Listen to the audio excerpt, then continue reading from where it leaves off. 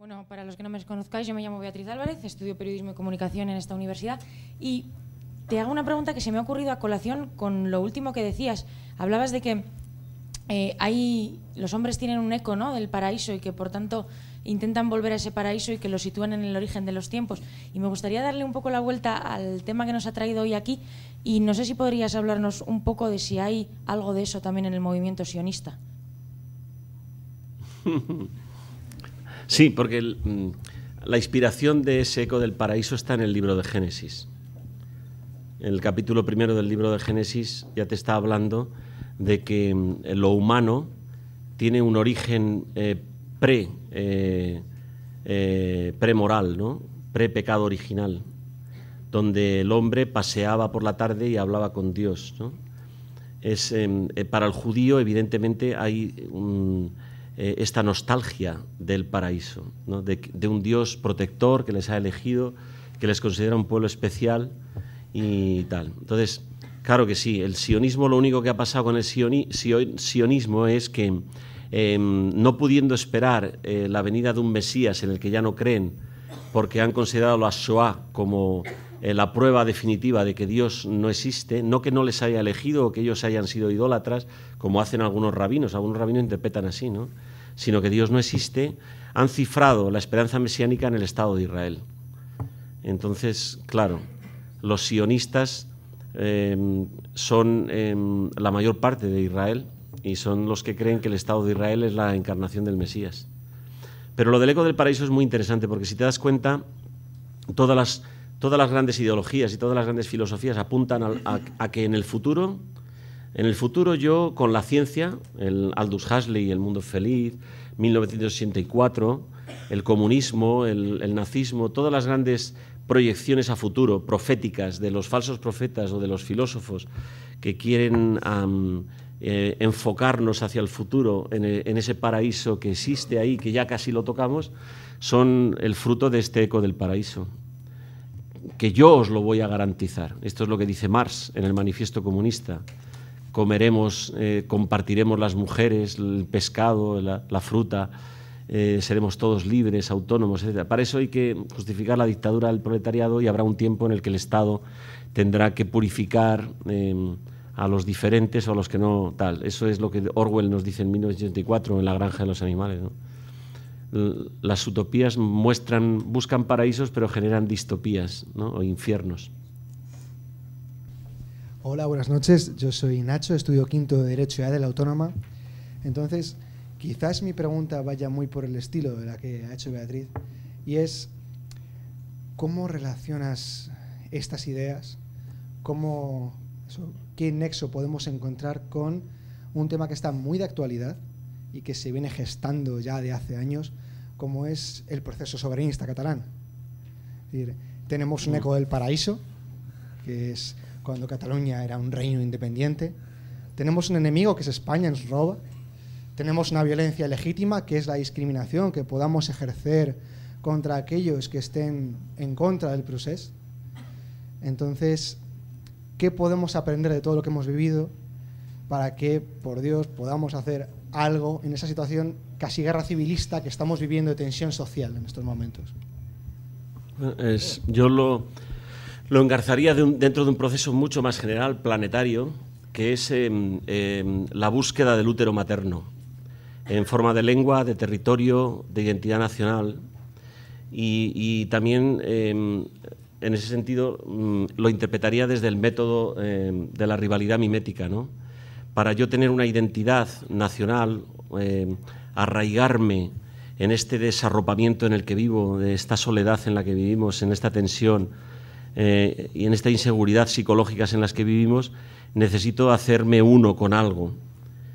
Pero para hacerme uno con algo tengo que encontrar un rival y mostrar al otro los dientes para poder... Rivalidad viene de ribus en latín. Lo que pasa es que en latín el río es con B y rivalidad es con V y nos perdemos en la etimología. Pero es lo que quiere decir. Rivalidad es aquel que está separado por mí por una frontera, sea simbólica, sea territorial, sea de que sea. ¿Cómo me afirmo a mí mismo? ¿Cómo genero mi identidad? Creando una rivalidad antagónica Esto es por lo cual, por ejemplo, todas las grandes mitologías, todas las grandes cosmogonías del mundo, es decir, ¿cuál es el origen de nuestro pueblo? Pues tú te vas al mito de Rómulo y Remo y verás qué es lo que sucede. Rómulo mata a Remo y se funda Alba. Caín mata a Abel y se funda Not. Orestes mata a Cramnesindo y se funda Tebas. Si Petotec mata a su hermano gemelo, ¿por qué son hermanos gemelos todas las cosmogonías del mundo que ni siquiera tienen contaminación cultural? Porque las culturas precolombinas como el Popol Vuh no tienen nada que ver con las mesopotámicas y todas hablan de mitos gemelares donde uno de los hermanos mata al otro. Son gentilicios o son topónimos, son nombres colectivos, tribales, clánicos, que definen su identidad o la seguridad o el orden social por la desaparición del otro. Por eso Alemania y Francia es permanente, sea una guerra militar o económica, aunque ahora parece que colaboramos todos porque tenemos un enemigo común a quien señalar, pero así es todo. Alianzas, rivalidades, identidad. El mundo islámico se define a sí mismo porque tiene un enemigo digno, rival, unificado bajo el concepto de cruzado, de occidente o de lo que sea, y crea el Estado Islámico para tener un poder equiparable, ¿no? Generar una identidad nacional en el mundo disperso mediante el descubrimiento de un antagonista, al que señalo y defino. El nacionalismo entonces es un retorno al útero materno, a las esencias, en el nazismo es al loario, el loario reinventa la historia, cifrándola en un código mitológico anterior a la noche de los tiempos, es decir, no se puede recordar, ni siquiera existe memoria de eso, pero es ese misticismo imaginario en el que se fundamenta el loario para poder encontrar esta necesidad que tenemos de arropamiento afectivo, de seguridad psicológica. Entonces, yo no me meto en más politiqueos de intereses económicos, etcétera, pero desde el punto de vista psicosocial no es más que uno de los grandes problemas del nacionalismo planetario.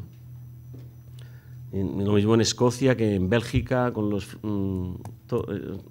en todos los sitios reverbera esta necesidad de retornar al útero materno en las múltiples configuraciones simbólicas que la historia nos permite. Muchas gracias, Ángel, por... ¿Se escucha? Sí. Ah, sí. Muchas gracias, Ángel, por tu ponencia. Para los que no me conozcáis, soy Beatriz, estudio segundo de Derecho y AD aquí en la Universidad Francisco de Vitoria. Y mientras escuchaba lo que estabas diciendo antes y lo que ha dicho Pepe Lu, no para venirse a mi cabeza una gran contradicción, ¿no? Que es, si todo se basa en una voluntad de poder, de creerse un superhombre, de que todo se puede y de que bajo mi voluntad y sin necesidad de una ayuda superior a mí voy a conseguir todo lo que quiera, ¿cómo es posible que todo el mundo renuncie a su libertad? Porque si todo se puede y partimos de que el hecho de que el hombre es libre, y de hecho es esa libertad la que iba a traspasar todos los límites, y además es que hasta el propio Hitler ama a Dionisio, igual que Nietzsche, ¿cómo al final todo acaba volviendo al totalitarismo y a la eliminación de la libertad de cada uno de los individuos? Pues léete a Erich Fromm, porque el problema es este, ¿no? Que es más fácil obedecer que tomar decisiones. El hombre tiene pánico frente a la libertad, porque con la libertad te puedes equivocar, arriesgas a perder la vida. Lo otro parece como que, o sea, cuando un grupito de Latin Kings o de nietas se enfrentan a otro de la tribu, pues cuando va solo, o cuando quieren montar esta especie de guerra civilismo tribal. La cuestión es fácil de explicar. Yo me siento más fuerte cuanto más grupo soy, el líder toma las decisiones, yo me someto a él, obedezco, y encima estoy arropado por todos aquellos que constituyen... solo soy un hombre débil, en grupo soy un hombre fuerte. Entonces, es una cuestión de psicología social, grupal. Renuncio a mi libertad porque la esclavitud me garantiza cierta seguridad. Es esto que dice Spinoza, que os he leído aquí. ¿Por qué combaten los hombres por su servidumbre como si se tratase de su salvación? Pues esto, la respuesta que da Spinoza es porque me salva el saber que tú me vas a defender. En la ola es muy interesante que uno de los chicos que más débil es y que más desestructurado psicológicamente es, que no le quiere nadie, que es el tipo raro, resulta que luego, cuando ya van todos vestidos de blanco y vienen unos anarquistas a meterse con él porque era el que les vendía la droga y era un tipo que era repelente, dicen, oye, ¿por qué no le defendemos si es de los nuestros? Yo ahora mismo vendo mi libertad con tal de tener un grupo que me arrope. Buenas noches, Ángel. Muchas gracias por la ponencia. Yo me llamo Miguel Sánchez, estudio biotecnología en la Universidad Politécnica. Y mi pregunta, bueno, cómo no, tiene que ver con la eugenesia, porque es cierto que hay herramientas biotecnológicas actualmente que sí que permiten bueno, pues cambiar determinados factores del genoma en por de hacer mejoras, podríamos decir superhombres. Y bueno, pues esto también tiene unas implicaciones éticas y mi pregunta es, ¿cambia un poco el paradigma de la eugenesia con estas nuevas herramientas? ¿Es el mismo remanente que mantenía el nazismo que pretendía mediante la raza aria o sí, cuál es el punto ahí? Gracias. Muy buena pregunta, muchas gracias. Como todas, pero esta me permite retrotraerme a algo que no he dicho. Cuando hablaba de Nietzsche, la teoría del Übermenschen, del superhombre, hoy día tiene su nueva versión, ¿no? El transhumanismo, y hay muchas tendencias transhumanistas de mucho pelo, es algo que está muy bien financiado y que tiene incluso cancha en las universidades. Hay mucha gente, Niels Bostrom, Peter Singer, hay mucha gente que habla o aboga por la construcción de un hombre nuevo. Un hombre protésico, un hombre cibernético, un hombre al que se le añaden factores artificiales que puedan implementar un enriquecimiento de su naturaleza. Entonces, para justificar esto, que sería el ansia de inmortalidad que tiene el ser humano, de salud permanente o de lo que sea, hace falta recurrir a la ciencia y la ciencia nos puede permitir eso, ¿no? De hecho, se cree que estamos ya a punto, ¿no?, de conseguir esa antioxidación celular y esas cosas. Está todo el mundo soñando con ello. Iba a contar un chiste, pero no voy a contar porque es desagradable. Pero bueno, a lo que voy. Entonces, esta tendencia a crear un ser, a un superhombre o a crear este ser cibernético es no solamente es una cuestión de selección, limpieza genética, implementación de artificios científicos, etcétera, sino que también requiere una especie de purificación del lastre social. Es decir, al final lo que está sucediendo es que en las sociedades burguesas enriquecidas, para poder mantener su propio nivel de vida y para poder mantener esas expectativas que les permite la investigación, el capital que se mete en la investigación científica, en el transhumanismo y tal, todo el tinglado, también requiere políticas de castración, infertilización, control de la población, políticas demográficas contra el sur, contra la pobreza, contra los pobres, mejor dicho, si atacaran la pobreza, contra los pobres, contra los emigrantes, contra todo este tinglado. Es una especie de limpieza social. ¿Cuál es el problema? Es que nosotros pensamos que, fijaos, es importantísimo, y de eso no hemos hablado, pero la ciencia nazi estaba detrás. Los que habéis ido a Auschwitz en medicina y todo esto, habéis visto como Mengele no era un loco paranoico. Lo que estaba detrás de las decisiones de la élite nazi no eran dementes. Eran gente tan normal como el Eichmann, o tan listos como el Mengele, o tan médicos como Ricardo, que sin embargo se habían creído estas ideas galtonianas, hegelianas, darwinianas, o mal entendidas o lo que tú quieras, pero aceptadas, y que se habían convertido en el humus vital en el que vivía toda la cultura alemana. Nosotros también estamos aceptando estas ideas que se van implementando sutilmente por estas mayorías absolutas o estas mayorías que nos genera el mundo de la opinión y que nos van fraguando una forma de entender el mundo determinada, que al final acabaremos justificando cualquier cosa si pertenecemos a los que se salvan, a los que pertenecen al mundo rico, al mundo saludable, al mundo sano, al mundo de la eterna juventud, al mundo del Übermenschen. Lo que abogaba Nietzsche de alguna manera es esto, el privilegio de que sean los mejores los que tengan el derecho a sobrevivir por encima de los esclavos. Estas ideas que son estéticamente loables tienen un veneno letal detrás para el que se las toma en serio. Y yo creo que la eugenesia no es una cosa pasada de moda. Estamos ejerciéndola permanentemente. En Holanda hace 40 años que no nace un niño Down. Un niño con síndrome de Down. Y me contaba mi amigo Ricardo que había visto este verano en Perú a un chaval Down mayor se les suele tildar de no útiles, por lo tanto un lastre social y por lo tanto abortables. Bueno, pues ese niño Down estaba dándole de comer a otro niño más discapacitado que él. Eso es un tema importante, porque los nazis empiezan por los judíos, pero después hubieran seguido por, hasta pone el discurso del globo terráqueo del gran dictador, que es buenísimo. Hubieran seguido por los gitanos, luego por los católicos, luego por los homosexuales, luego por... y eso que la mayor parte de las SS y de la Gestapo eran todos esa homosexualidad narcisista, ¿no? Pero entre los tópicos de los seres degradados estaban todos. Y después, ¿qué hubiera pasado? Pues el siguiente hubieran sido los morenos, y entonces pues Fernando y yo no hubiéramos tenido ninguna posibilidad. En Suecia tendríamos mucho éxito, pero en Alemania... Bueno, en Suecia tampoco. ¿Lo has encontrado? Qué raro, estos cabecillas son todos morenos. No hay ni un rubio entre ellos. Los morenos son aún más peligrosos que los judíos. Entonces bárrelos. Poco a poco, no tan deprisa. Eliminemos a los judíos y luego iremos por los morenos. No tendremos paz hasta que no tengamos una pura raza aria. Será maravilloso. Una nación de rubios de ojos azules. ¿Y por qué no una Europa, una Asia y una América rubias? Un mundo rubio. Y un dictador moreno. Dictador del mundo entero. ¿Por qué no? O César o nada.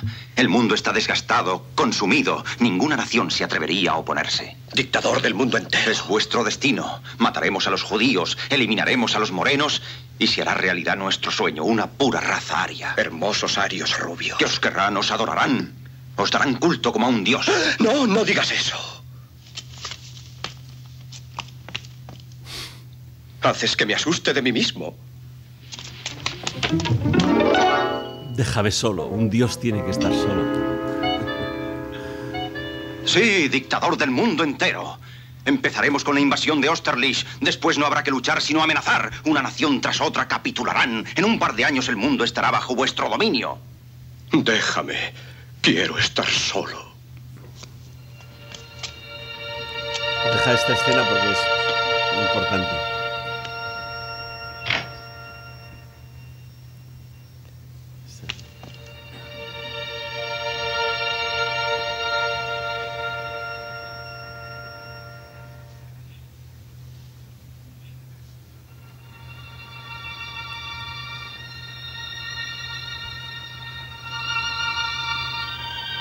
O César o nada. Emperador del mundo. Mi mundo.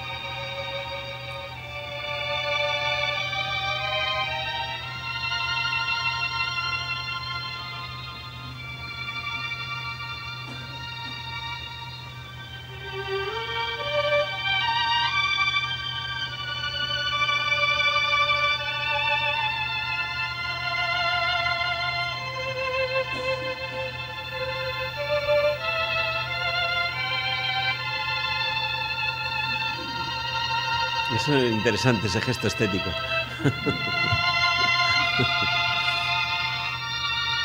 Pero lo mejor es el final.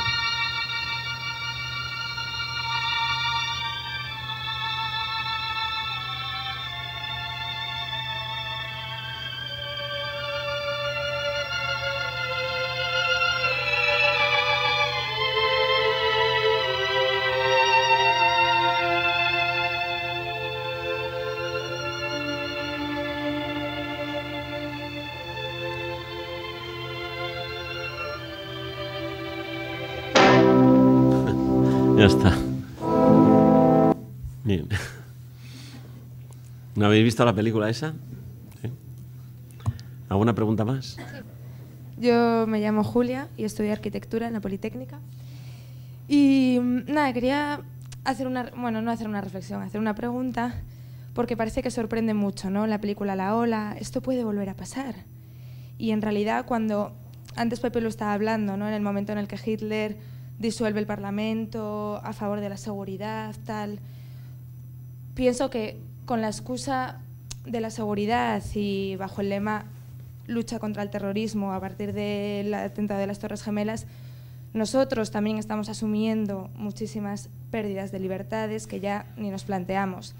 Disparan a gente negra, se puede detener, se pueden hacer escuchas, nos registran absolutamente todo en los aeropuertos y no nos importa, ya nos hemos dejado de plantear esas cosas. Entonces, ¿eso es el mimetismo? O sea, no es que no pueda volver a pasar, sino puede estar pasando. Sí, sí. Bueno, yo tendría que decir, estoy de acuerdo contigo. O sea, vivimos en una especie de pseudo-totalitarismo. Lo que pasa es que este totalitarismo, Goebbels era una propaganda descarada y ahora los medios son muy sutiles. Se fundamentan sobre el miedo, sobre la opinión, y con ese cóctel del miedo y la opinión se puede justificar cualquier cosa. Entonces cada vez hacemos leyes más restrictivas que nos ponen a nosotros en la ambigua paradoja de que aquellas cosas que creamos para el bien se convierten en el mal. El ejemplo claro es un Lubitsch medio loco, que una puerta que se supone que es la seguridad para que el piloto nunca sea atracado y un avión no pueda ser sujeto de un atentado terrorista, se convierte en la clave para poder matar a 150 personas estrellándolas en los Alpes, ¿no? Todo lo que nosotros convertimos como fórmula para contrarrestar aquello que se supone que nos hace daño genera nuevas esclavitudes y genera nuevas formas de crear la muerte. En esta cultura de la muerte en la que nosotros creemos que generamos la vida, sucede la misma paradoja que en una cultura en la que creemos que somos más libres y cada vez somos más esclavos. Totalmente de acuerdo contigo. Y se nos conculcarán más libertades, porque en la medida en que se puedan justificar como para defendernos, tendremos más controles en los aeropuertos que no valdrán para nada, más incomodidades y más... Lo único que estamos haciendo no es regular desde el punto de vista moral una sociedad, sino poniendo muchas leyes de tráfico. Muchas leyes de tráfico. Pero al final somos mucho más moralistas que el más moralista de los moralistas, por el miedo que nos tenemos los unos a los otros. Sí, yo creo que estamos viviendo una época de totalitarismo. Lo que pasa es que ahora no se ejerce desde el punto de vista político, sino científico. Son las estadísticas, los medios de comunicación y otros aparatos del Estado que pone a su servicio para fagocitarnos y perpetuarse a sí mismo, como si el Estado tuviera conciencia, pero es que parece que la tiene. Buenas noches, yo soy Beatriz y estudié Derecho IADE y quería preguntarle, porque a lo largo de la conferencia, con los movimientos filosóficos que ha ido planteando, parece un poco como inevitable que llegase como una cadena de consecuencias, ¿no? Entonces, ¿qué movimiento filosófico sería como el que le rebatiría a todo esto y que a lo mejor en ese momento hubiera hecho falta para luchar contra esa ideología, o que actualmente podría anteponerse? ¿A qué movimiento filosófico, autores o qué idea sería como la que rebatiría a estas corrientes? A ver, hay un autor que a mí me gusta mucho, se llama René Girard, que dice que estamos en un momento de la historia, en una tesitura pseudoapocalíptica, interesante, porque no solo lo dice él, lo dice mucha gente, y también lo había dicho von Clausewitz, el teórico de la guerra más importante que hubo, que combatió contra Napoleón. Y es que la tendencia es a una escalada a los extremos exponencial. El problema es que antes era con cañones o con espadas, y ahora el problema es lo nuclear, que un primer gesto nuclear requiere una respuesta nuclear. Entonces, esa escalada exponencial del toma y daca, de la violencia legitimada por el previo ataque del otro, puede acabar con autodestruirnos a todos. ¿Por qué te digo esto? Girard dice que estamos delante de un trato sórdido. Aquí solamente hay dos opciones, dice él. Una, o elegir al logos heracliteano o al logos joánico. Y me explico. El logos heracliteano es escalemos, y a violencia con violencia, y a violencia ilegítima con violencia ilegítima. Quien dice cuál es la legítima y cuál es no legítima es el Estado. O la reconciliación.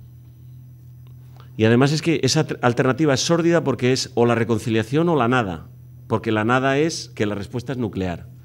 Como decía Einstein, solo sabemos una cosa: si hay una tercera guerra mundial, lo que sabemos es que la cuarta es a pedradas. Entonces, poniéndonos un poquito apocalípticos o integrados, como diría Humberto Eco, yo opto por el apocalipsis. ¿Por qué? Porque el apocalipsis no es la catástrofe final que destruirá el universo. Apocaleo en griego significa revelación. Revelación, es decir, es una oportunidad para saber que lo que estamos haciendo nos lleva directamente a la catástrofe. Entonces, ¿cuál es la que contrarrestaría esta posibilidad que nos ha legado la historia de que la violencia se legitima a sí misma una y otra vez a lo largo del paso de las eras? Considerar a todo hombre hijo de Dios, persona con una dignidad intocable y que por lo tanto no puedo convertir en cosa. Se llame judío, se llame mujer, se llame homosexual, se llame negro, se llame de izquierdas, se llame de derechas. Y eso solo lo ha enseñado el cristianismo. El único problema es que hemos tomado el cristianismo por lo que culturalmente ha sido el cristianismo, que es el haber convertido al cristianismo en una ideología religiosa, que es lo que ha hecho un poco la historia del cristianismo y la historia de la Iglesia, convertir al cristianismo en una ideología religiosa. Es decir, ha asumido lo que era una idea maravillosa y lo ha convertido en un hecho político. Y entonces se ha contaminado de paganismo. Pero el cristianismo sigue vigente y tiene mucho que decir al destino de la historia. Porque al final solo nos quedan dos opciones: o elegir a Heráclito o elegir a San Juan. Y Heráclito es la dinámica de los opuestos, la legitimación de toda violencia, sea un signo de otro, o considerarte a ti mi hermano en lugar de mi enemigo potencial. Y entonces sí que no te puedo tocar. E incluso daría yo la vida porque antes tuvieras tú la tuya. Y negaría mi libertad para que tú tuvieras la tuya.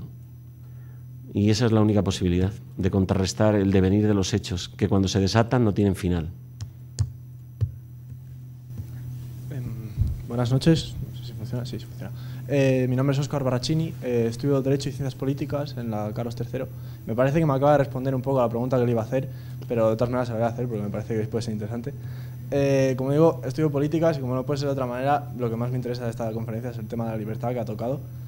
Y me parece interesante ver, o sea, me falta algo en el razonamiento, para mí personal, en el sentido de que hasta qué punto tenemos que tener evidencias empíricas, tenemos que tener experiencias en las que se demuestran que realmente los seres humanos, como usted ha dicho, ignoramos nuestra libertad o renunciamos a ella o luchamos contra tenerla. O sea, ¿no será acaso que quizás esa libertad no existe en un primer lugar? Es decir, ¿cómo podemos justificar o argumentar filosóficamente, éticamente, políticamente incluso, que esa libertad realmente existe? Es decir, en el fondo lo que nos acaba de decir es que necesitamos tener esa confianza de que somos libres porque Dios nos ha hecho todos iguales o porque algún ente superior nos ha hecho todos iguales y merecedores de esa libertad. Pero claro, yo tuve un profesor, teoría de ideologías políticas, que nos contó que para el debate político ese argumento imposibilita el resto de los argumentos, es decir, acaba con el debate. ¿Hay alguna manera de superar esa barrera argumental o es imposible? No, solo con otro hecho empírico. ¿Y yo te puedo matar a ti ahora? ¿Perdón? Que solo se puede contrarrestar con otro hecho empírico. ¿Yo ahora te puedo matar a ti? Bueno, sí. Sí, ¿no? Pues ya está. Pero no lo voy a hacer. Eso es la afirmación de que la libertad es un hecho. Puedo afirmarla o renunciar a ella, pero te puedo matar. Lo siento. Todo lo demás es metafísica. Bueno, seré breve, venga. Yo más. Muy buenas noches, Ángel, y muy buenas noches a todos. Mi nombre es Javi y estudio Educación y Empresa. Estoy en cuarto. Y pues, joder, la verdad es que parte de mi pregunta se ha ido respondiendo según iba avanzando y digo, me van a quitar todas las dudas que tengo. Pero pues aquí hemos tenido algunas preguntas enfocadas a periodismo, otras las hemos enfocado más a biología, derecho. Hemos ido repasando, yo creo, cada uno lo que hemos ido estudiando. Y pues como a mí me toca educación, a mí me parecía que era fundamental hablar de educación si estamos hablando de esto. Sobre todo porque hemos empezado diciendo, estudia, estás llamado a ser un dirigente. Me parece que hemos hablado, perdón por las notas, hemos hablado de que esto viene repitiéndose a lo largo de los años. Hemos hablado de que casi está en nuestra naturaleza y que tendemos a ese salvajismo, a ese paganismo y a atacarnos unos a otros. Pero últimamente las fronteras no se ven muy claras. Sobre todo ahora con la globalización, internet, redes sociales, parece que no hay fronteras y que cada vez son menos y que cada vez somos una piña más grande y nos sentimos más a gusto, se supone, socialmente, y es más difícil distinguir esos grupos.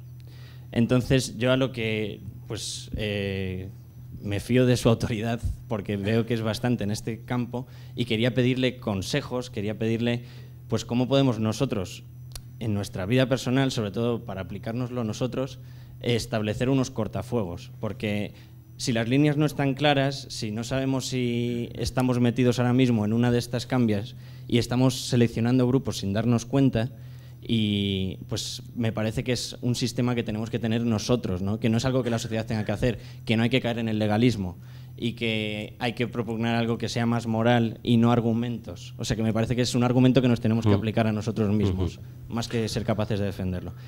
Total. Le quería pedir, don Ángel, si podía darnos pues consejos, su punto de vista personal sobre cómo educarnos a nosotros mismos para educar a los de nuestro alrededor, que me parece que ese es el único cambio posible o esa filosofía que pueda contrarrestar sobre este problema. Yo lo mismo que he descrito esta especie de visión pesimista, también te digo que somos capaces de lo mejor. Por eso estamos esta noche aquí. Y por eso hay tanta gente en África dejándose la vida y cogiendo el ébola o el SIDA, curando a personas que las desprecian o que no las quieren, o por eso hay tanta gente que todavía sostiene el mundo, porque es capaz de amar por encima de sí mismo. O sea, que somos capaces de lo mejor. Y desde el punto de vista de la educación, yo es lo que creo. O sea, eso es la universidad, un debate auténtico, a calzoncillo quitado. No como ahora que está capado el debate o tienes que pensar como el pensamiento único y si no tienes las pautas del pensamiento único te excluyen y te señalan y te machacan en los medios y te destruyen, ¿no? Porque no piensas como la masa, ¿no? Pues un pensamiento crítico y a contracorriente, contracultural, es una buena cosa. Pensar con libertad, debatir con libertad, arriesgar a ser rechazado y a decir lo que piensas y de alguna forma contrarrestar esa corriente que lo arrastra todo, miméticamente, que es esa masa anodina que está cifrada o codificada por la supervivencia, el hedonismo, el sálvese quien pueda, el tú eres mi enemigo, mientras no se demuestre lo contrario, y cambiarlo por que tú le digas a tus alumnos, tú no eres mi enemigo, eres mi oportunidad, eres la ocasión para que tus carencias y las mías se complementen, poder generar el debate, poder generar en el aula esta complementariedad, en tu familia, en tu ambiente, con tus amigos, el no tener miedo a decir las cosas, al debate en estado puro. Aquí hay muchos expertos en debate y saben qué es un debate en estado puro y qué es un debate manipulado. Pues defender el debate en estado puro, discutir, no tener miedo a la libertad, arriesgar, manifestarte, no dejarte amilanar por el pensamiento único, por la masa. Hay muchas alternativas y la educación, yo creo en la educación, por eso estoy en la universidad, si no me habría retirado ya como Heidegger a mi cabañita en la Selva Negra a lamerme las heridas de mi connivencia con el nazismo o con el pensamiento único. Heidegger, que es el padre de la posmodernidad, era un cobarde. Buenas noches. ¿Se oye bien? En primer lugar, muchas gracias porque me ha resultado súper interesante, la verdad. Y, gracias. Bueno, mi nombre es Rafa, yo estudio biotecnología en Glasgow y me ha surgido una duda a partir de todas las influencias filosóficas que convergen finalmente en el nazismo, y es que si la ideología en sí es la creación de algunos filósofos, de algunos pensadores, o más bien podría decirse que es algo que surge de forma espontánea, que surge de forma descentralizada en la población? Yo te voy a decir una cosa. O sea, yo creo que los filósofos realmente son los padres de todas las ideologías. Crean eso. Aquí en España todos hemos sido formados leyendo la Ética de Paramador y pensamos según piensa Sabater. Si yo te cuento qué pienso yo que es Sabater, verías por qué pienso que hay que escribir un libro que sea Ética para desetizar a Amador. O sea, ¿qué quiero decir? Que, a ver, no tengo nada contra la libertad de opinión de Sabater, me parece muy bien y es fantástico debatir con ese tema. Pero que crea toda la cultura, claro que sí. O sea, no es inocua, no es neutral. Una persona que ha dado conferencias por todos los institutos de España, que su libro se ha hecho no sé cuántas ediciones, ha cuajado profundamente el organicismo, el biologicismo, la reducción del hombre a lo animal o a lo biológico, ha cuajado profundamente. Forma parte de nuestro humus vital. Libros que parece que no tienen ninguna importancia con el paso del tiempo, el fisicalismo, el positivismo, que empiezan a cuajar en el Wiener Kreis en el año 20 en Viena, ya son parte de nuestra cultura. Todo el mundo somos materialistas, empiricistas, pensamos que no hay nada fuera de lo que no se pueda tocar, medir o pesar, y todo el mundo creemos en ese paradigma sin haberlo demostrado.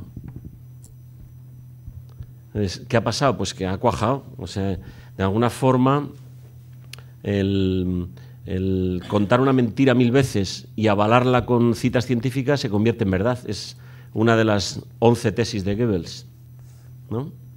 Pues claro que sí, que los filósofos crean las ideologías y crean la cultura. ¿Por qué todos ahora somos posmodernos? Porque evidentemente entre Bátimo, Rorty, todos los post-heideggerianos que nos han enseñado a pensar irónicamente y a no darle importancia a las cosas, a traducirlo todo a estética, a no esperar que haya sentido profundo detrás de las cosas, a que todo es arbitrario, local, un nosotros espurio y transitorio, ha cuajado en lo profundo de nuestra forma de ver el mundo. Y por eso no nos atrevemos a un compromiso fuerte en nuestras relaciones y por eso tenemos esta especie de dulce amargura en el rostro que no tiene ninguna esperanza trascendental. Estamos viviendo todos en el sálvese quien pueda. ¿Qué quiere decir? Han creado una cultura. Que sea la cultura que nos toca vivir, combatir, luchar, entender, aceptar, eso es otra cosa. Pero que los filósofos crean la cultura, ya te lo digo yo. Porque a lo mejor tú dices, pero ¿quién la ha leído a Nietzsche? Con que la lean las élites que luego hacen las leyes y se crean lo que hay ahí. Porque el problema es que el filósofo, como dice Adorno, que empezaba citándolo, crea un pensamiento racional frío como el hielo. Pero en cuanto a alguien, plap, parece que lo entiende, si resulta que ese es el legislador, la ley lo cambia todo.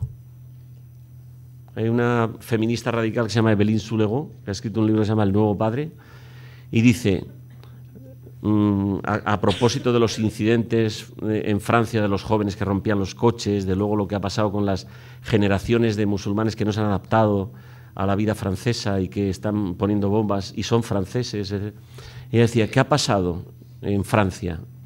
Y ella hace un autoanálisis crítico porque dice, las leyes que hicimos hace 40 años. Y las explica, no voy a detenerme en explicártelas. ¿Y de dónde vienen esas leyes?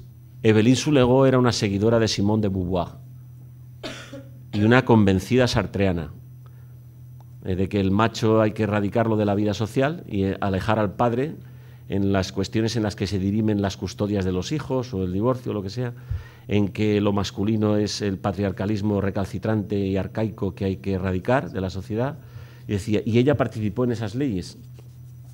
Y ahora se reconoce como que esas leyes han cambiado toda la estructura social. ¿Y dónde está la necesidad que hay de marcar una columna vertebral, una especie de autoridad moral o alguien que pueda corregir una tendencia social o ayudar a alguien a orientarse, ¿no? A respetar al otro? Es imposible. Estamos dentro de una vorágine en la cual o hay unas leyes que cambian y esperamos otros 40 años a que hagan efecto, o es lo que tenemos. Entonces, el filósofo la idea, el político lo pone en práctica y el legislador lo perpetúa para la eternidad. No hay un determinismo, yo esto lo digo simplificando mucho, porque no creo en el determinismo, yo creo en la libertad y que nosotros podemos contrarrestar eso y que cada familia puede contrarrestar esto y que este señor puede deshacer ese determinismo y yo y tú y todos, ¿no? Pero bueno, es una trend topics, ¿no? Hola, soy Olga, estudio medicina. Bueno, si va relacionado ya podemos prescindir, ¿no? ¿Ya es lo mismo? No es... Bueno, no lo sé. Tú dirás. Yo te quería preguntar... O sea, hay un poquito de... En fin. Sí, está relacionado. Es que ahora que intentar juntarlo y no me va a salir. Bueno. Pero yo te quería preguntar si estamos viviendo un momento de tesis, tenemos que estar esperando una antítesis y que se resuelva en una síntesis, o más bien deberíamos pensar como Nietzsche que estamos en una pescadilla que se muerde la cola y que lo que vaya a pasar ya ha pasado. Entonces tenemos que ser superhombres y, claro, yo por lo que entiendo de superhombre, el superhombre de Nietzsche no busca ser mejor ni busca la perfección. El superhombre pasa de todo, porque total, o sea, da igual, yo me voy a morir y soy una cosa más.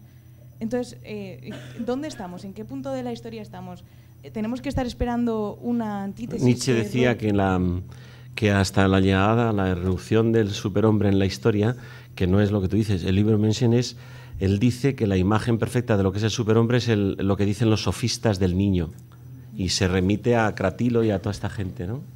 ¿Quién es el niño? El que se afirma a sí mismo, hace lo que le da la gana y no tiene ningún criterio moral, es amoral, no es inmoral sino amoral, antes de toda moral, y es el que dice cuáles son los valores y cuáles no son los valores.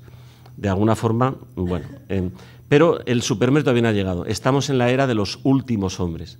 Los últimos hombres, dice él, son estos que rozan y se arrastran lascivamente por la lujuria, que son como pulgones saltarines, que se calientan un poquito unos a otros, que se creen que han cambiado el mundo y no se han cambiado ni a sí mismos. Estamos en la época del previo al superhombre, en el último hombre, que es el pulgón.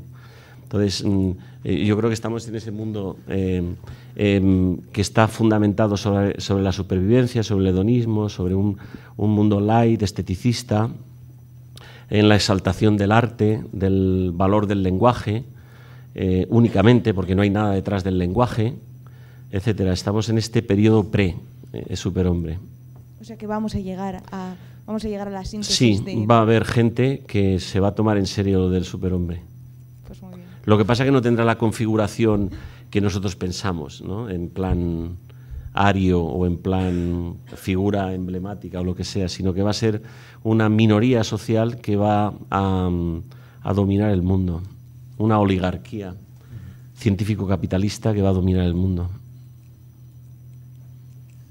Pero eso son mis hipótesis de loco. Bueno, no, pero eso es sí. Lo que preguntaba. Tecnocrática. Buenas noches, me llamo Guillermo González y estudio Derecho y Relaciones. O sea, El mundo feliz de Aldous Huxley, que te recomiendo que te lo leas. Sí. Y estudio Derecho Por y eso, no es un Relaciones... mundo feliz, tú lo has dicho. Venga. Y mi pregunta era cómo explico la filosofía, sobre todo de los judíos, después de la Segunda Guerra Mundial y del Holocausto, cómo explico que ellos, que eran el pueblo de Dios, les pasara eso, porque no era una cosa concreta por razones económicas, sino que los nazis buscaban acabar con la raza judía. ¿Y cómo lo explicaron, o si lo explicaron, o si no lo han conseguido? Los judíos, ¿cómo los propios judíos, ¿cómo se lo autoexplicaron? Bueno, a ver, aquí no hay una única versión de los hechos. Aquí cada rabino tiene su interpretación. Entonces, yo te daría 3 o 4, las más significativas. Unos, como Tzoli, era el rabino de la sinagoga de Roma, y otros muchos entendieron que lo que les había pasado era que se había cumplido la Escritura. Salmo 22, Salmo 87, Isaías 53, habían encarnado la profecía de que el Mesías vendría como un cordero llevado al matadero. Muy interesante en la lista de Slinder, cuando están en la fábrica, que están a punto de llegar los aliados, pero no llegan, y están celebrando el Pesaj, la Pascua, y buscan un hueso. alguien tiene un hueso de cordero y encienden una vela, el rabino entiende que está dándose esta Pascua, significa paso, pesaj, de la muerte a la vida, de la esclavitud a la libertad. Entienden que han sido tratados como corderos llevados al matadero, que es lo que dice Isaías 53. Y se convierten al cristianismo. Soli a la cabeza, le apedrean su casa, le rompen los cristales, machacan a sus hijos, les insultan, tiene que huir de Roma, ser protegido, etcétera. Era un hombre que había vivido lo que había hecho de alguna forma el que entonces no era Papa, Juan XXIII, que había dado partidas de bautismo falsas para convertir a judíos en cristianos y salvarlos, en Hungría, en Bulgaria, en Roma, en todos estos sitios. Era amigo del que fue luego Papa Juan XXIII. Entonces, eso es una parte. Hoy día hay muchos judíos que se llaman mesiánicos, hay un par de millones en Estados Unidos que han hecho este trasvase de entender a Cristo, Cordero de Dios, como Mesías prometido, e identificado con la Shoah, porque han sido llevados al matadero, ¿no? Otros piensan que como han sido un pueblo idólatra, es decir, han abandonado a Yahvé por lo pagano, por lo tanto se han hecho más alemanes que los alemanes, más adoradores del dinero que los alemanes, más adoradores de la violencia que más adoradores de la ciencia y han abandonado las esencias de Yahvé, han sufrido un castigo aleccionador y sienten ese lamento como una especie de retorno místico, autopenitencial, de tener que retornar otra vez a la reconciliación con Yahvé. Pero esos son poquitos. Hay otros que a partir de ese momento entienden que es un escándalo el mal insoportable, ha dejado Yahvé de habernos elegido, lo que sea, que habían tenido muchos motivos en la historia para haber dicho eso, porque han sido perseguidos de todos los lados. Los pogromos zaristas, medievales, el cristianismo les ha perseguido muchísimo, el cristianismo cultural no era más que la enésima versión de la persecución judía. Han decidido que ya no hay nada que confiar en ese Dios malvado, déspota, que parece que ha muerto. Y conniven entonces con la muerte de Dios nietzscheana, heideggeriana o sartreana. Otros que cifran esto como un aprendizaje de la historia para que nunca les vuelva a pasar, que es el sionismo. Entonces van a salir de Israel con los pies por delante. No van a ceder, nunca jamás van a renunciar a ejercer una violencia en la medida en que puedan contra todos sus enemigos. Son los elegidos, emblemáticamente hablando, pero los enemigos del mundo entero. O sea, y muchas más posibilidades de interpretación hay, pero cada rabino tiene su librillo, cada maestrillo tiene su librillo y cada uno lo interpreta de una forma o de otra. Pero la Shoah es un escándalo, que nos imputan a nosotros, nos identifican con esta, como hacen los del Daesh con la cultura occidental, pues los judíos nos identifican a nosotros como los culpables de ese desastre. Aunque es verdad que ha habido declaraciones como la Drahu Emet, donde han dicho explícitamente que el nazismo no se le puede imputar al cristianismo, que es una ideología pagana. Y eso es muy importante, pero solo lo dicen unos cuantos. Es que en el judaísmo no hay una unidad. Estamos acostumbrados a pensar en un papa o en algo así, pero ellos no lo tienen. Ni siquiera el gran rabino de Jerusalén tiene más ascendencia que los que le reconocen como el gran rabino. Hay una dispersión absoluta, entonces no hay una interpretación unívoca de todo eso. Bueno, como el U perpetuo y viv. Para quien no me conozca, de la ELU. Soy Antonio Cumbrera de Cádiz. Y bueno, una pregunta muy fácil, ya que estamos hablando de ideología. ¿Qué le parece a usted la ideología de género? ¿Eso quieres que sea breve? Sí, como un hombre. A ver. O sea, el miedo a la libertad de Erich Fromm codifica el pánico que el hombre tiene a la libertad en el concepto de diferencia. Y esto es interesante porque la clave está en que esto empalma con lo que sería cómo entiende el judeocristianismo la creación. Cada hombre es creado a imagen y semejanza de Dios, es absolutamente diferente, singular, único e irrepetible. La diferencia está en la naturaleza. Cada vez que el hombre intenta, y sabes que la diferencia, o sea, el uso de la libertad, causa sufrimiento, causa injusticias, causa desequilibrios, causa daño, ¿no? Entonces, la clave está clara. Si eliminamos la diferencia, eliminamos la libertad, eliminamos el sufrimiento. Entonces, la ideología de género tiene un fundamento filosófico que es justo esto, ¿no? El igualitarismo que defendía el comunismo por ser obrero o el igualitarismo que defendía el nazismo por ser ario, en el mundo de la ciencia, del pensamiento único, hay que eliminar la diferencia y la ciencia nos lo puede permitir. Eliminemos las diferencias sexuales y generemos una indiferenciación sexual, cifrándolo no tanto en la sexualidad como en el género, y que cada uno elija una versión cultural de una única naturaleza asexuada, o andrógina o única, ¿no? Ideología, en el fondo, es lo que decía Mannheim, la proyección de una verdad de la realidad y convertida en un absoluto.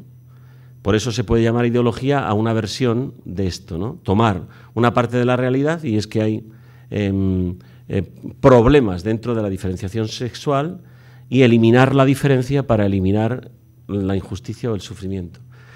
Y todo eso, ¿cómo se hace? Es arrasando cualquier tipo de diferencia, ¿no? Volvemos otra vez a Aldous Huxley. La única fórmula para poder unificar o generar este igualitarismo es hacer clones. Y nosotros podemos hacer ese clon de forma simbólica con la ideología de género, con la indiferenciación sexual. Entonces, vamos, me has hecho una pregunta que hay que desarrollar con mucho tiento y hablar mucho de ello. Pero es importante por qué se llama ideología. Es por tomar la parte por el todo, ¿no? Y por supuesto, proyectarlo sobre todo a la realidad. Una versión falsa de la realidad tomada como verdad porque se absolutiza. Entonces, ¿yo qué creo que hay que hacer? Pues de alguna forma mantener las diferencias, porque la singularidad y la genuinidad del sexo es la complementariedad para la vida. Todo lo demás es otra cosa. Entonces, si podemos disfrutar de la sexualidad culturalmente, me estoy metiendo en un interesante fango, porque voy contra el pensamiento único, pero como he dicho que hay que ser libres y decir las cosas, lo digo. En el fondo, el convertir la diferenciación sexual en una categoría cultural y hacerla desaparecer es justo por esto, por el miedo que tenemos a que capemos esta posibilidad que tiene la sexualidad de complementariedad y de ser una especie de mecanismo de generación de la vida singular.